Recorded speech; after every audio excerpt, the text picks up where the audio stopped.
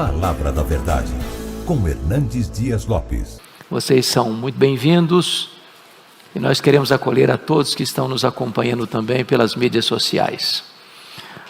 O salmo que nós vamos examinar hoje é o Salmo 82. Peço que você abra sua Bíblia comigo nesta passagem.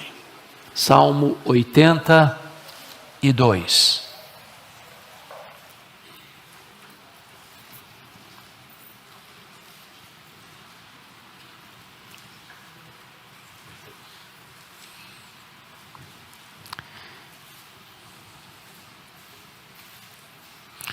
O título que foi dado a esse salmo, aqui na versão revista e atualizada, é Increpadas a injustiça e a parcialidade dos juízes. É um salmo de Asaf. E está escrito o seguinte: Deus assiste na congregação divina, no meio dos deuses, estabelece o seu julgamento. Até quando julgareis injustamente e tomareis partido pela causa dos ímpios? Fazei justiça ao fraco e ao órfão. Procedei retamente para com o aflito e o desamparado. Socorrei o fraco e o necessitado. Tirai-os das mãos dos ímpios. Eles nada sabem, nem entendem. Vagueiam em trevas, vacilam todos os fundamentos da terra. Eu disse: sois deuses, sois todos filhos do Altíssimo. Todavia, como homens morrereis, e como qualquer dos príncipes, haveis de sucumbir. Levanta-te, ó Deus, julga a terra, pois a ti compete a herança de todas as nações. Eu quero então conversar com vocês hoje, à luz desse texto, sobre o tema Os juízes sob o julgamento de Deus. Esse salmo está dentro do grupo do terceiro livro dos Salmos. Vocês bem têm ciência de que o livro de Salmos são 150 poemas escritos por vários autores, como Davi, Moisés, Salomão, Asaf, os filhos de Coré e outros salmos anônimos. São divididos em 5 livros. O primeiro livro de 1 ao 41, o segundo livro do 42 ao 72, o terceiro livro do Salmo 73 ao 89, o quarto livro do Salmo 90 ao 106 e o quinto livro do 107 ao 150. Portanto, este salmo está dentro do terceiro livro. O terceiro livro, que vai do 73 ao 89, foi escrito basicamente por Asaf e pelos filhos de Coré. Apenas um salmo de Davi. Este é um salmo de Asaf. E se você perceber o contexto, no salmo anterior, o salmo 81, Asaf enfatizou a vinda de Jesus em carne, a sua primeira vinda. Mas esse salmo traz um enfoque maior sobre a segunda vinda de Jesus para o julgamento. Na primeira vinda ele vem salvar, na segunda vinda ele vem julgar. Este salmo, na verdade, é uma espécie de sermão que Asaf prega diante dos juízes de Israel, juízes corruptos, que torciam a lei, que favoreciam os poderosos e oprimiam os fracos. Este é um tema recorrente em todo o Antigo Testamento, este é um tema recorrente também no Novo Testamento. Deus é o Deus da justiça, Deus é o Deus da verdade, Deus não faz acepção de pessoas e não tem parcialidade no julgamento. E Asaf está olhando esse cenário, está contemplando este panorama, e percebe que aquilo que já foi denunciado por tantos profetas, e há de sê-lo por outros mais depois dele, ele agora como que profere esse sermão a esses juízes que estavam torcendo a lei e negando justiça aos fracos, aos pobres, aos órfãos, aos desamparados, favorecendo os poderosos da época. O que Asaf quer trazer à nossa reflexão nesse texto é que Deus é o supremo juiz, e que os juízes que torcem a lei e negam a justiça, eles estão na contramão do reto e justo juiz. Por quê? A justiça é o ornamento do trono de Deus. E então eu gostaria de, à luz desta passagem, trazer para nós aqui hoje, nesta manhã, algumas lições que o texto encerra. Primeiro, o juiz divino julga os juízes da terra. Olha comigo o verso 1. O juiz divino julga os juízes da terra. Deus assiste na congregação divina. No meio dos deuses, estabelece o seu julgamento. Vamos entender essa palavra deuses aqui, porque veja você que na língua hebraica existe o nome de Deus mais conhecido talvez no Novo Testamento, no Velho Testamento, que é a palavra Elohim. Elohim é uma palavra que está escrita no plural. No princípio criou Deus os céus e a terra. Bereshit, Barat, Elohim. Aqui no versículo 1, Deus assiste, a palavra Deus aqui é Elohim. Na congregação divina, no meio dos deuses, deuses aqui também é Elohim. É a mesma palavra no hebraico. Tanto Deus no começo do versículo 1, quanto deuses no final do versículo 1.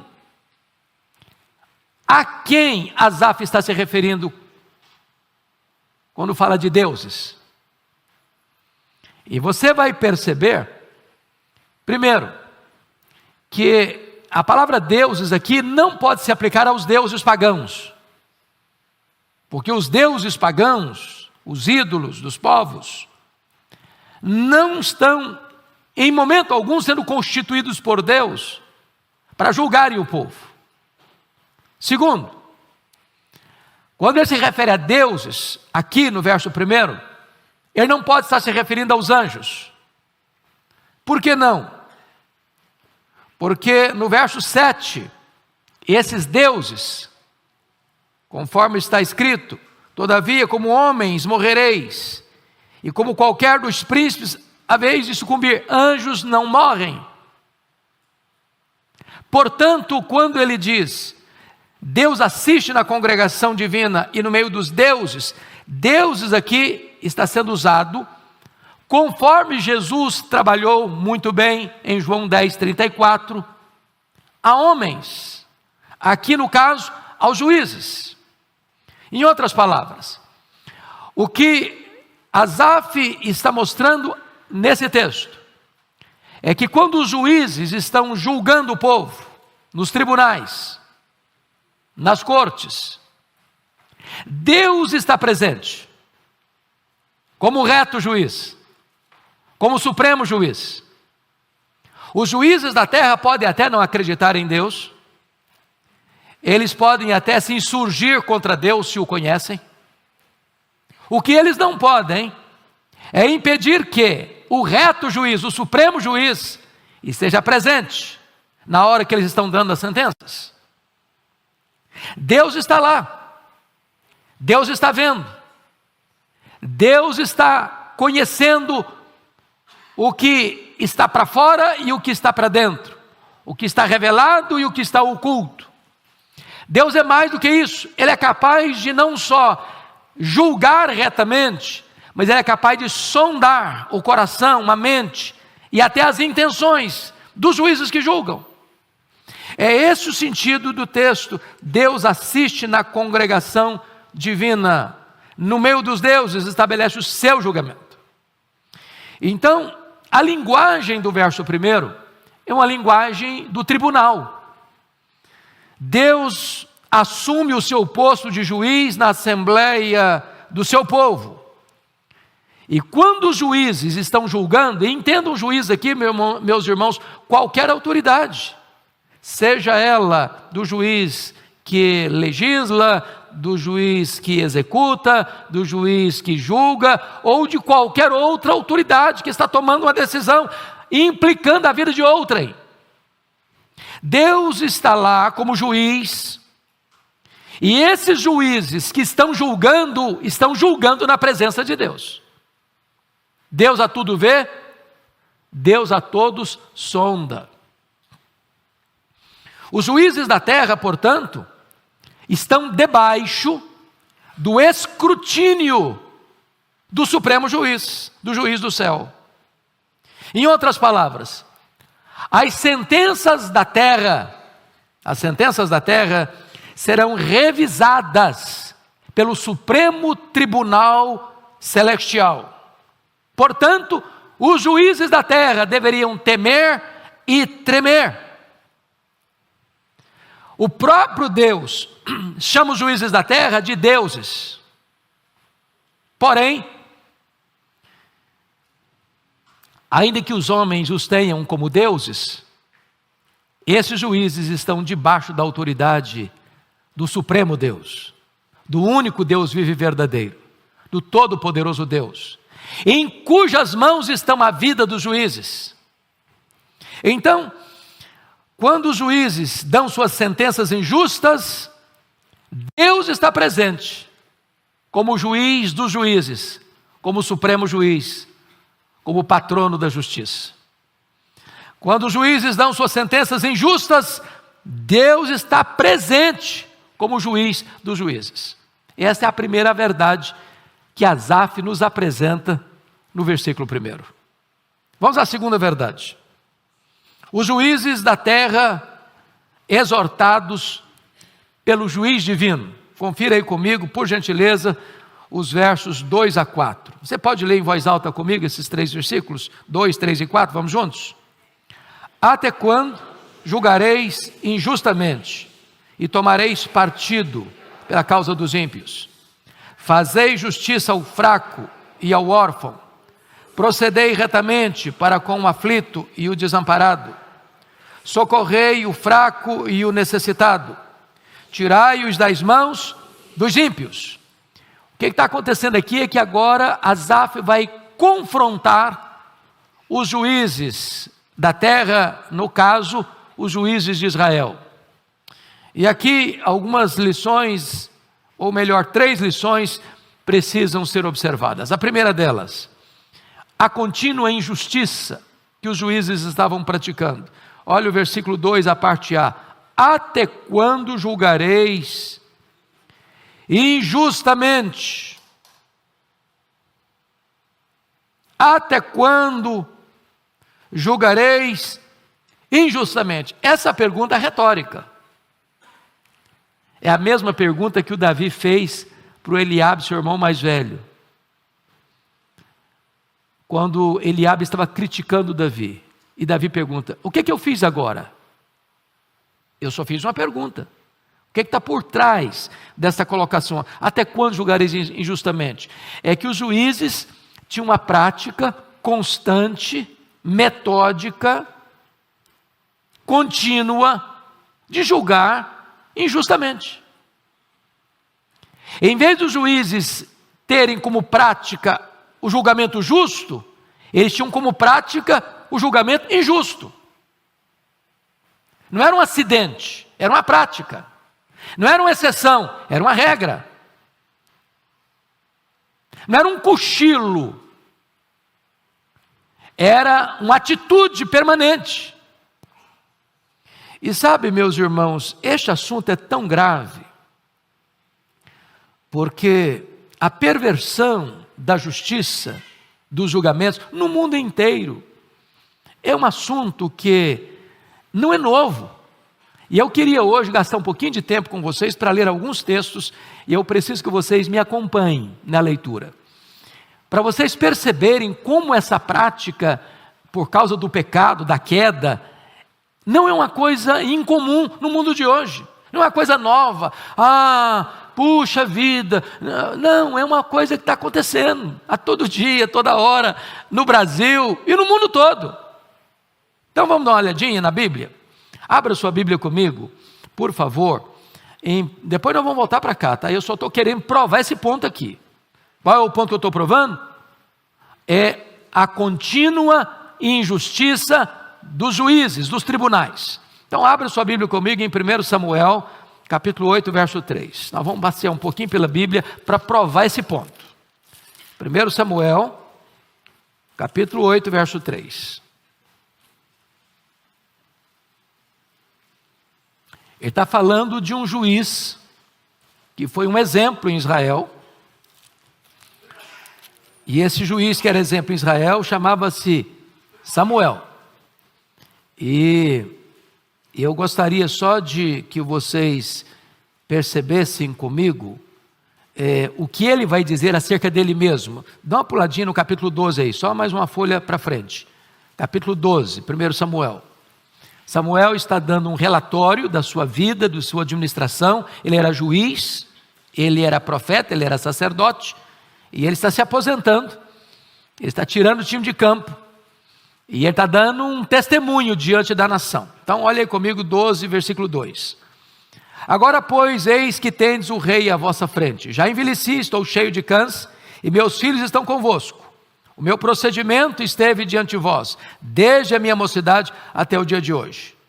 Eis-me aqui, testemunhai contra mim perante o Senhor e perante o seu ungido. De quem tomei o boi? De quem tomei o jumento? A quem defraudei? A quem oprimi? Das mãos de quem aceitei suborno para encobrir com ele os meus olhos? E vô-lo restituirei. Então responderam: em nada nos defraudaste, nem nos oprimiste, nem tomaste coisa alguma das mãos de ninguém. E ele disse: o Senhor é testemunha contra vós outros, e o seu ungido é hoje testemunha de que nada tendes achado nas minhas mãos. E o povo confirmou: Deus é testemunha. Já pensou que testemunho bonito? Camarada julgou a nação toda desde a sua juventude até a sua velhice, e termina o seu mandato com a vida ilibada. Agora vamos olhar o capítulo 8, verso 3. Capítulo 8, verso 3. A pergunta é: será que os filhos dele seguiram nas mesmas pegadas? Então está escrito aí: porém seus filhos não andaram pelos caminhos dele. Caminhos de quem? De Samuel. Antes se inclinaram à avareza e aceitaram subornos e perverteram o quê? O direito. Então bastou uma geração para que os juízes se corrompessem. Vamos a outro texto? Abra aí comigo, por favor, em Isaías 1,17. Isaías 1,17.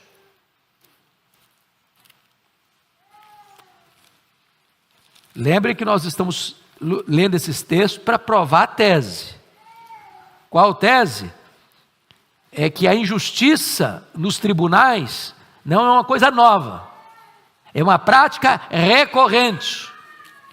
1,17, Isaías: aprendei a fazer o bem, atendei à justiça, repreendei ao opressor, defendei o direito do órfão, pleiteai a causa das viúvas. É uma palavra contundente aos que têm a responsabilidade de julgar, de governar, de legislar, de cuidar, para que a justiça seja feita. Agora abra sua Bíblia no capítulo 3, ainda de Isaías, versos 13 a 15. Você pode ler comigo? 13 a 15, capítulo 3 de Isaías, vamos juntos? O Senhor se dispõe para pleitear e se apresenta para julgar os povos. O Senhor entra em juízo contra os anciãos do seu povo e contra os seus príncipes. Vós sois os que consumistes esta vinha. O que roubastes do pobre está em vossa casa. que há convosco, que esmagais o meu povo e moeis a face dos pobres, diz o Senhor dos exércitos. Mas vamos um pouquinho mais. Abre sua Bíblia em Jeremias 21, 12. Jeremias 21, 12.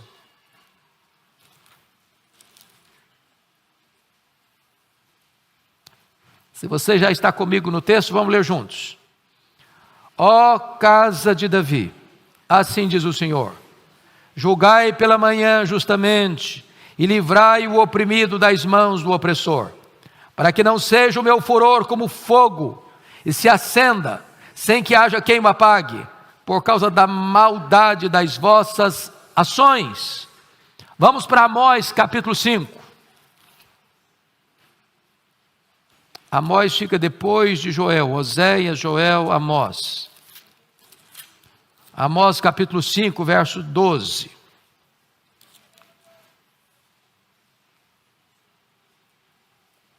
Está escrito: porque sei serem muitas as vossas transgressões e graves os vossos pecados. Afligis o justo, tomais suborno e rejeitais os necessitados na porta. Agora vamos dar uma olhadinha no versículo 15 desse mesmo texto. Vamos juntos comigo? Aborrecei o mal e amai o bem, e estabelecei na porta o juízo. Talvez o Senhor, o Deus dos exércitos, se compadeça do restante de José. Pois bem, amados, me permita só mais 2 textos para provar essa tese, de que a injustiça nos tribunais era uma prática recorrente em Israel. Vamos para Miqueias 7,3. Esse é um dos textos mais solenes da Bíblia. Vá para frente aí, só mais um pouquinho. Miqueias 7,3. Miqueias 7,3 está provando aquilo que nós chamamos de o aparelhamento do Estado para a corrupção.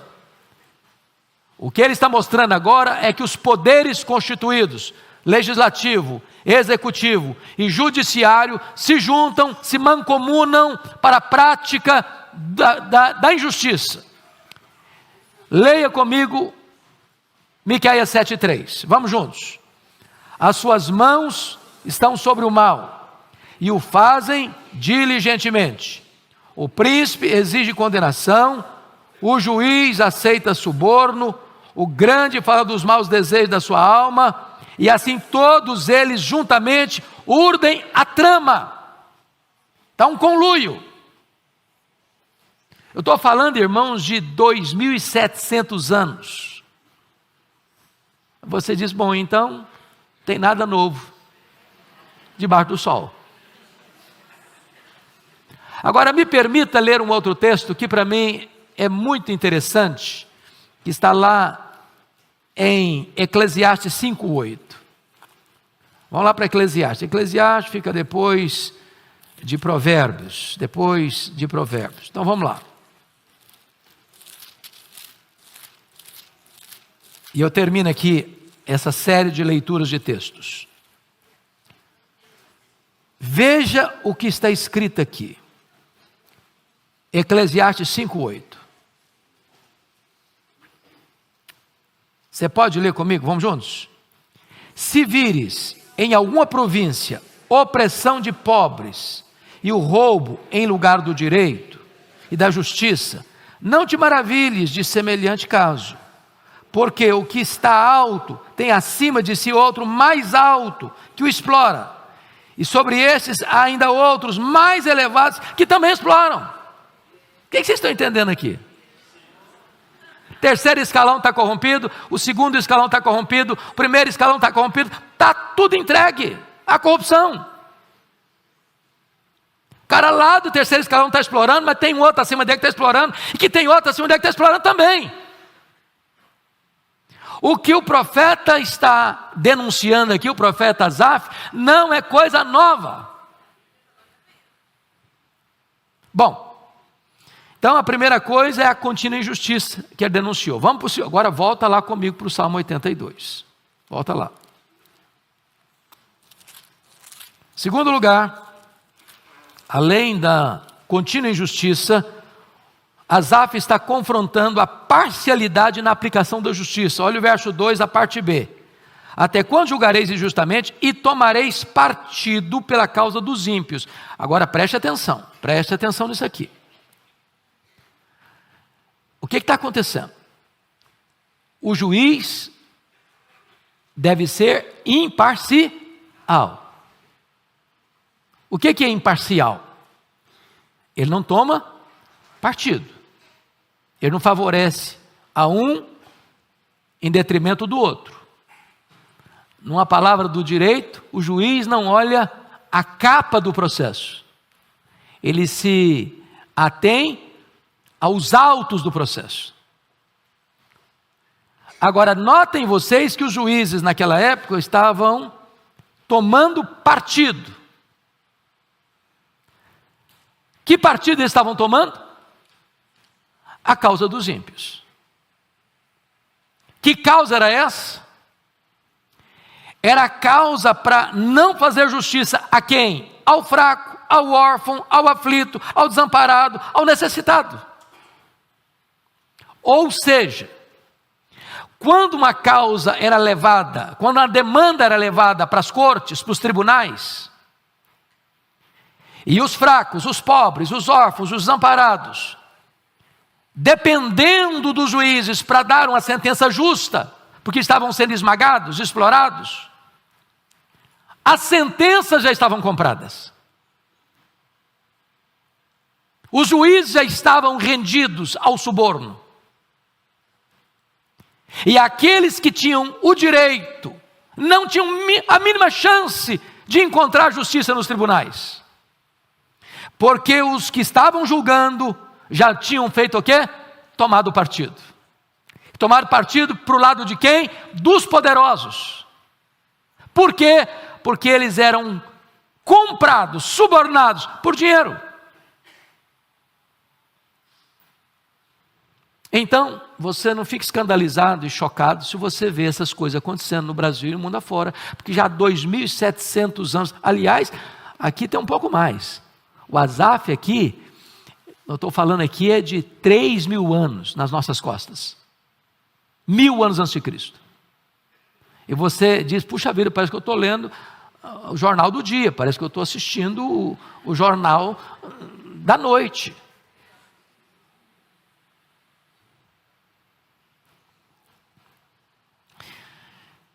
Terceira coisa que ele vai denunciar.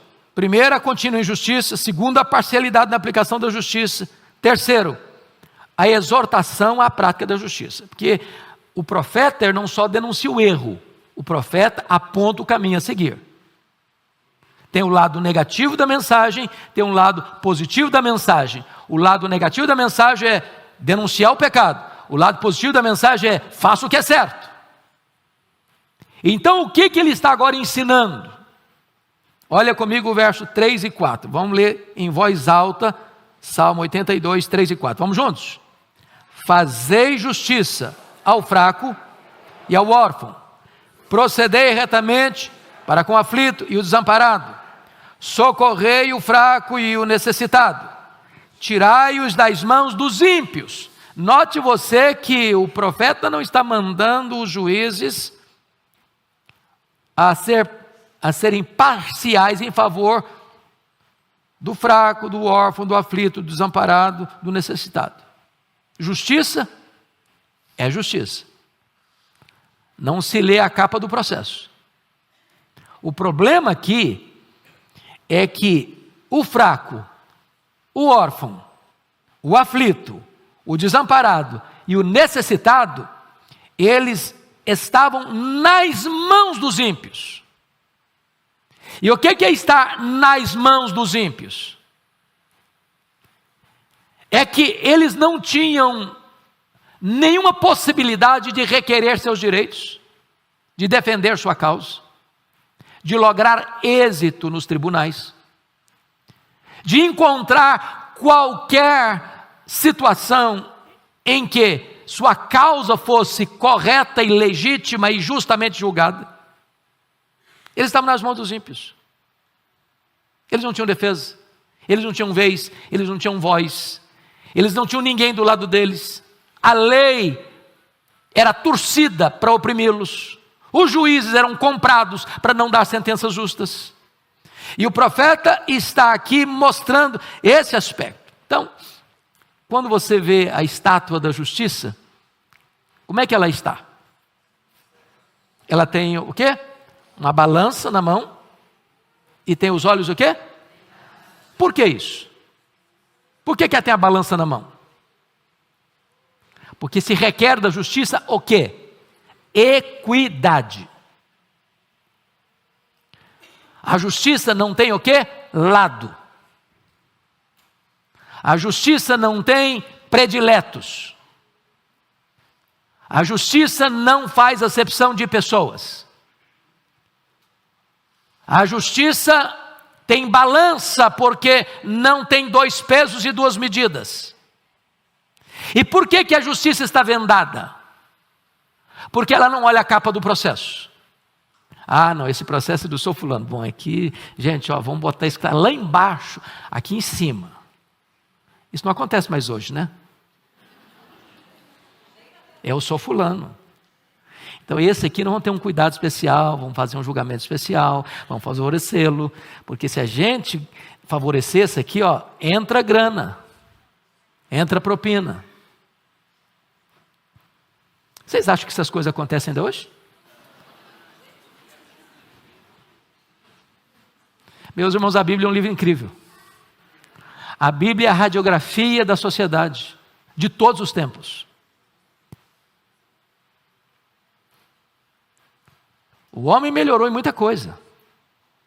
Nós melhoramos no conhecimento científico, nós melhoramos nas técnicas de medicina, nós melhoramos na capacidade de produzirmos riqueza, nós melhoramos na qualidade de vida que temos, de transporte, de moradia, de deslocamento, mas nós não melhoramos do ponto de vista moral. A sociedade do século 21 não é melhor moralmente do que a sociedade 3.000 anos do tempo de Asaf. Aliás, para ser honesto, parece que nós estamos num estado de degradação e não de reforma e reavivamento.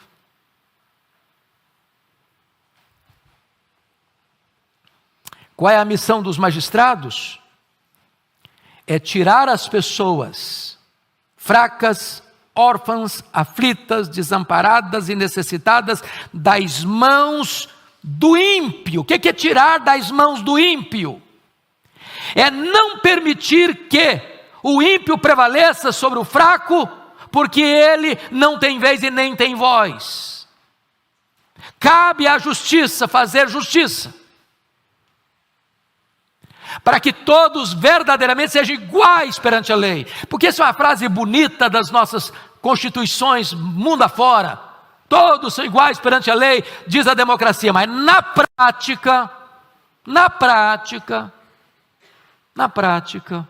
os tribunais favorecem os ímpios e privam os fracos, os pobres, os órfãos, os necessitados, de desfrutarem da verdadeira justiça. Terceira lição desse texto. Os juízes da terra sentenciados pelo juiz divino. Olha comigo os versos 5 a 7. Vamos ler os 5 a 7? Pode ler em voz alta comigo, vamos lá? Eles nada sabem, nem entendem. Vagueiam em trevas, vacilam todos os fundamentos da terra. Eu disse: sois deuses, sois todos filhos do Altíssimo.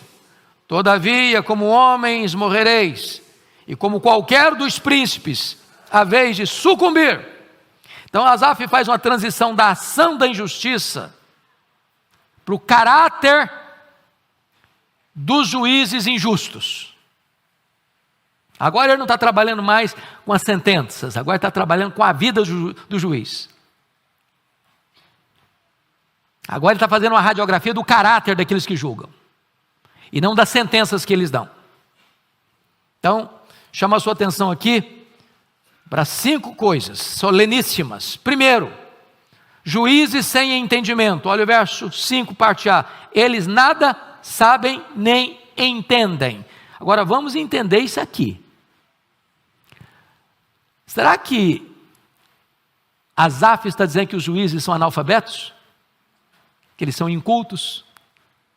Que eles não têm douto saber jurídico? É isso que ele está falando? Não. Não. Para chegar lá no posto de juiz, ele estudou, fez concurso, conhece as leis, conhece os trâmites, sabe como é que a coisa funciona. Mas quando ele diz aqui que eles nada sabem, ele não está denunciando um problema intelectual, ele está denunciando um problema moral.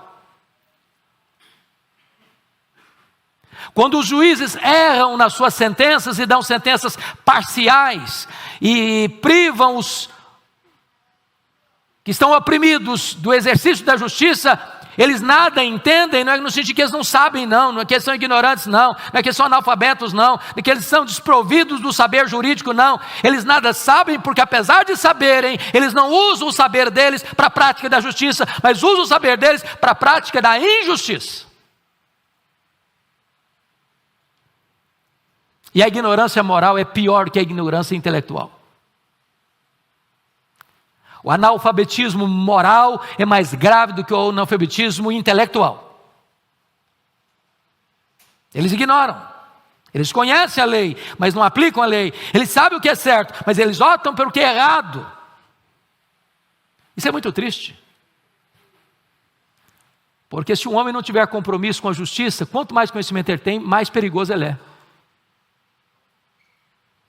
Mais artimanhas ele tem. E você pode perceber então uma necessidade daquilo que Salomão fez. E eu queria que você lesse comigo, e a gente volta rapidinho para cá.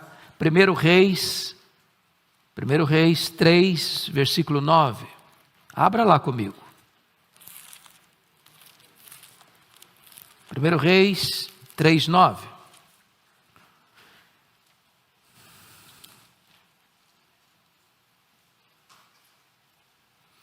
Vamos ler a partir do verso 7, 1 Reis 3, a partir do verso 7, vamos lá, comigo?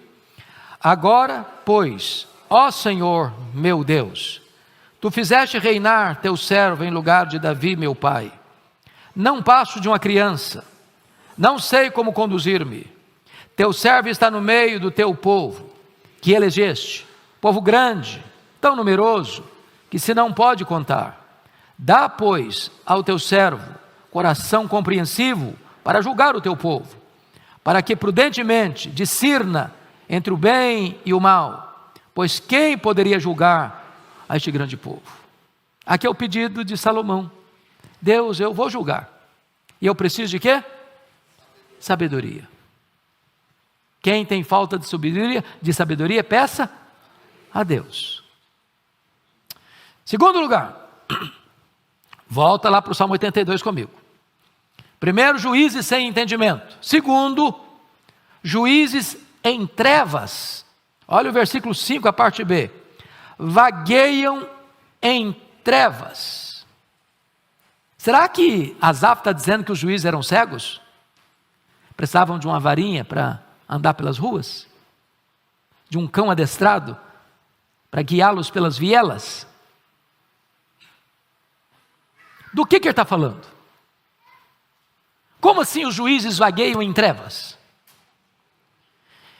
Significa que esses juízes, eles vagueavam despreocupados, desatentos, acerca de quê? Acerca da sua nobre missão.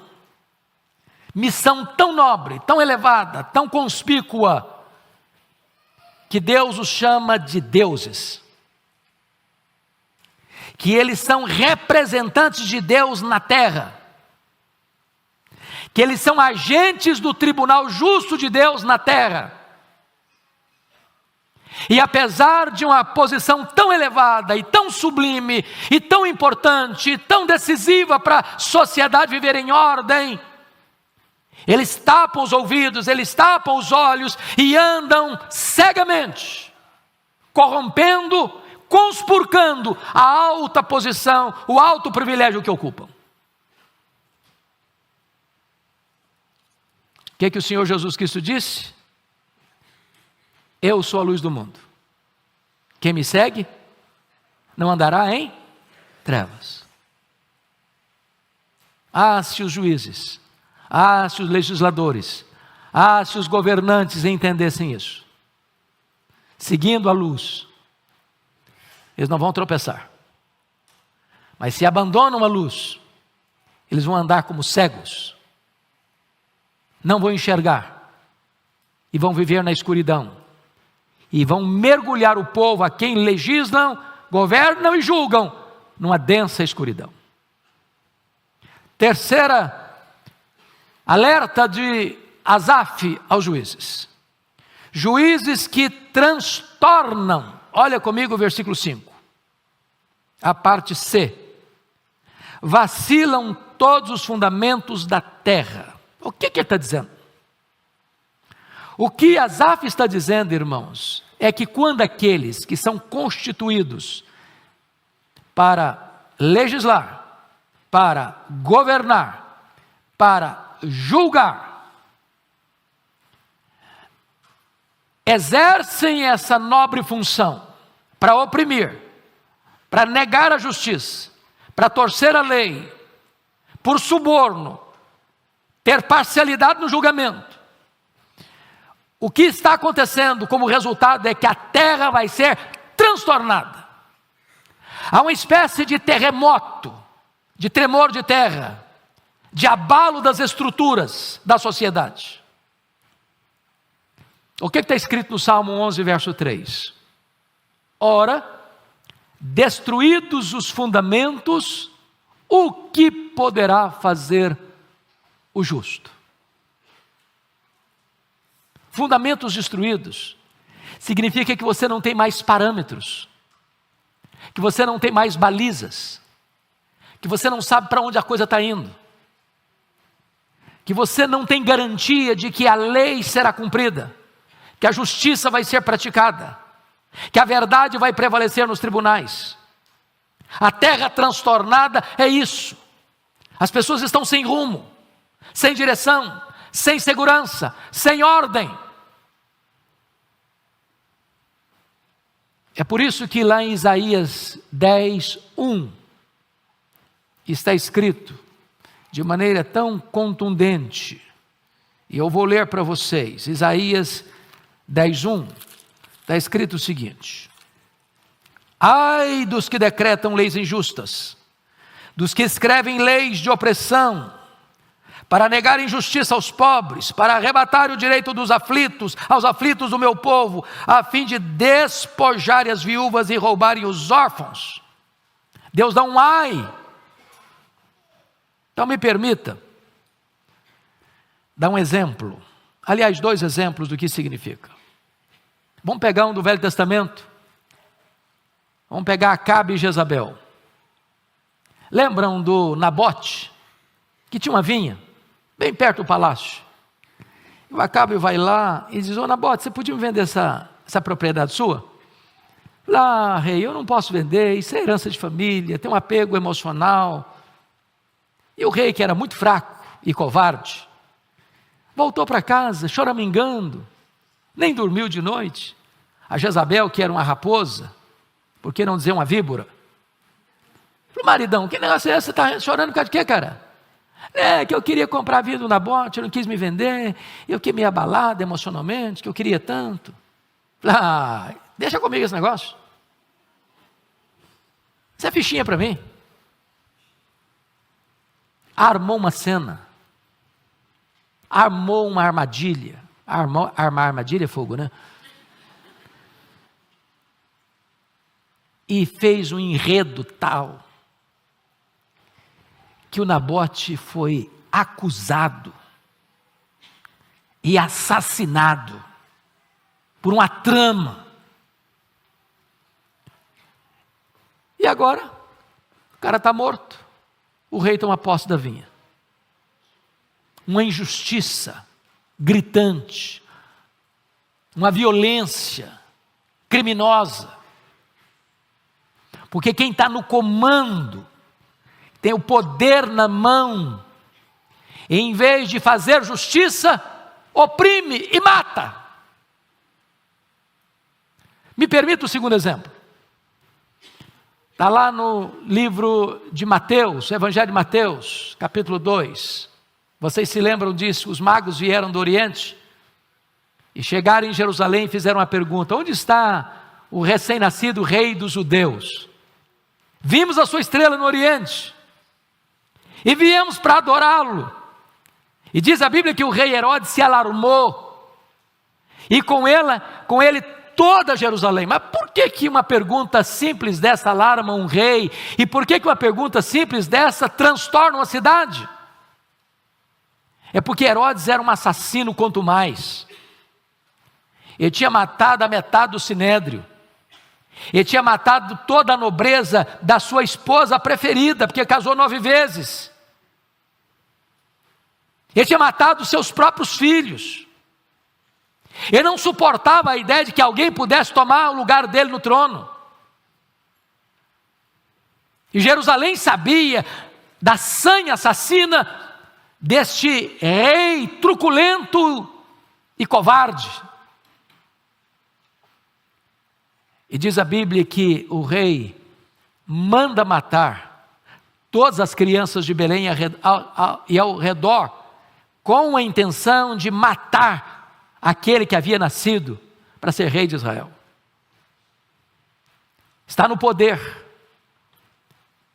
para cuidar dos seus próprios interesses e não para servir ao povo. Esse é o ponto aqui de uma terra transtornada. Transtornada.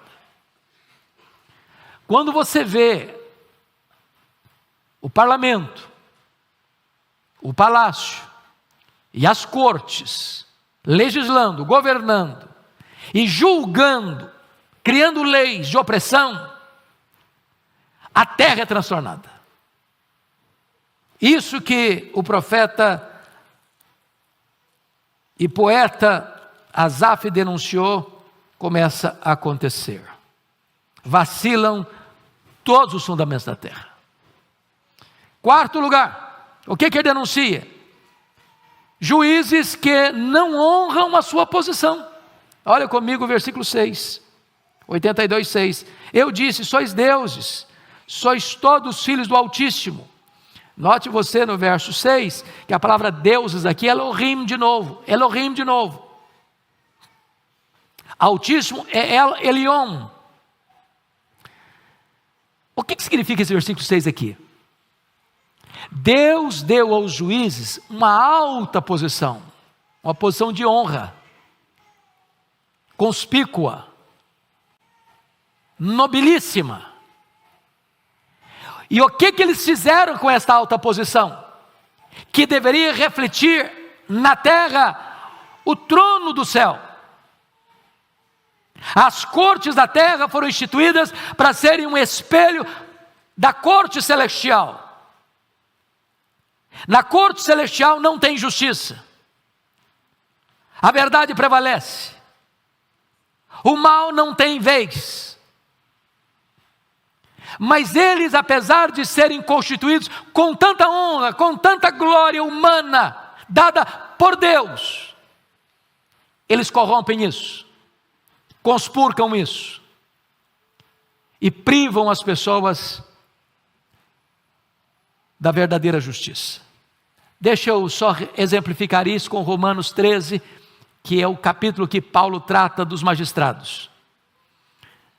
Em vez dos magistrados se considerarem déspotas, eles devem se considerar diáconos. Porque a autoridade constituída é ministro de Deus. E a palavra ministro é a palavra diácono. Entendamos isso, irmãos. Do presidente da república ao prefeito. Do senador ao vereador. Do juiz de primeira instância à quarta instância. Todos deveriam se entender isso. Eles são diáconos. Eles são servidores. Eles não estão lá para se locupletarem. Eles não estão lá para cuidarem de si mesmos. Eles estão lá para, em nome de Deus, servir ao povo. Esta é a orientação divina. Entretanto, as pessoas entram do vereador ao senador, do prefeito ao presidente, do juiz de primeira instância ao da quarta instância, e tantas vezes não honram esta nobilíssima posição a que foram guindadas, seja por nomeação, seja pelo sufrágio popular. Mas agora vem a quinta verdade desse texto, é que os juízes perderão esse posto, a vida e a honra. Olha o verso 7 comigo. Você pode ler? Vamos lá? Todavia, como homens morrereis, e como qualquer dos príncipes haveis de sucumbir. Note que no verso 6 eles são chamados de deuses, Elohim, no sentido da alta posição que ocupam, de honra. Mas eles não passam de quê? De homens. A nobreza não está na pessoa. O vaso é de barro. A nobreza está na função que ocupa. É por isso que Paulo, mesmo tendo Nero como imperador romano, ele diz que você deve honrar o rei. A quem honra?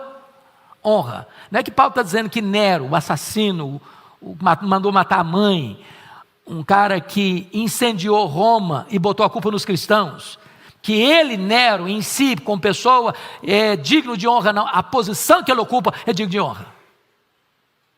A posição é deuses. A pessoa humana é homem, barro, mortal. O que Deus está mostrando aqui? O ofício é sublime, mas o homem é frágil. O que Ele está mostrando? Aquele que hoje ocupa a maior posição de influência na nação, ele é mortal e um dia ele morre e vira pó. Em outras palavras, usando o cântico de Ana, Deus é aquele que coloca no trono e Deus é aquele que tira do trono. Deus é aquele que exalta e Deus é aquele que rebaixa. O cargo é elevado, mas aqueles que não honrarem a posição que ocupam, diz o texto, eles morrerão. E como qualquer dos príncipes, eles sucumbirão. Sucumbirão. Em outras palavras, a glória humana é o quê? Passageira. É uma glória desvanecente. Que os homens entendam isso. Que você e eu entendamos isso. Nós somos o quê? Mortais. E um dia a nossa glória apagará. E o mais poderoso homem vira o quê? Pó. E eu quero concluir a exposição do Salmo 82 com a última lição, a quinta lição. O clamor pelo julgamento divino. Está aí no versículo 8. Tem duas coisas aí. Primeiro, a invocação da oração. Versículo 8. Levanta-te, ó Deus, julga a terra. O que Asaf está olhando é o seguinte, ele olha para o cenário, e o que ele vê? Ele vê juízes que se corrompem, que julgam injustamente, que tomam partido, que não defendem o direito do fraco, do órfão, do aflito, do desamparado, do necessitado. E o coração dele aperta, e parece que não tem expectativa favorável na terra, e então ele recorre ao supremo juiz, do supremo pretório divino, e diz, levanta-te, ó Deus, e julga a terra. Quando a terra falha, os homens clamam aos céus. Quando os homens falham, a terra clama a Deus. E a segunda coisa, para encerrar, é a predição do versículo 8, a parte B. Pois a ti compete a herança de todas as nações. Sabe o que significa isso? Ele está recorrendo a Deus. E sabe quem é o juiz? Está lá em Atos 17. que Deus já determinou o dia do julgamento e já escalou o juiz. Quem é o juiz? Jesus Cristo, nosso Senhor. E ele virá. E diz a Bíblia que ele vai se assentar no trono. E ele vai julgar as nações. E o juízo dele é reto, é justo, é verdadeiro. E diz mais a Bíblia que ele vai colocar todos os inimigos debaixo dos seus pés. E ele vai entregar o reino ao Deus e Pai. E diz a Bíblia que ele, reto juiz, vai ser supremamente exaltado. E Deus lhe dará um nome que está acima de todo nome, para que ao nome de Jesus se dobre todo o joelho, nos céus, na terra e debaixo da terra, e toda língua confesse que Jesus Cristo é Senhor, para a glória de Deus Pai. A vitória é de Deus e do seu Cordeiro. A vitória é do justo e da sua igreja. Meus amados irmãos, aqui você vai enfrentar lutas, dores, lágrimas, injustiças. Mas preste atenção nisso. As trevas não vencerão a luz. A mentira não prevalecerá sobre a verdade. A injustiça não ganhará da justiça. O diabo não terá vitória sobre Deus. A vitória é do Senhor e do seu povo. A justiça pode tardar na história dos homens, mas ela jamais falhará na perspectiva de Deus e no acerto final, no juízo final. Que Deus nos abençoe. Vamos ficar em pé e vamos orar.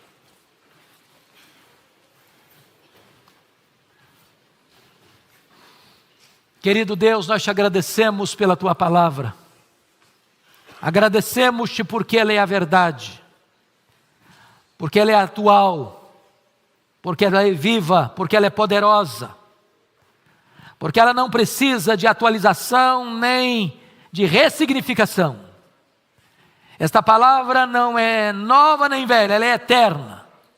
E louvado seja o teu nome, pelo alerta que recebemos nesta manhã da tua palavra. Oramos para que tu apliques esta palavra ao nosso coração, para que tu nos ajudes, Deus, a olhar para ti como reto e justo juiz, aquele que sonda e conhece a todos, e aquele que não aceita que nos tribunais haja suborno e parcialidade, aquele que está no trono e conduz os destinos da história a uma consumação final, e a vitória de Cristo e do seu povo. Oramos com gratidão por esta verdade eterna, em nome de Jesus, amém.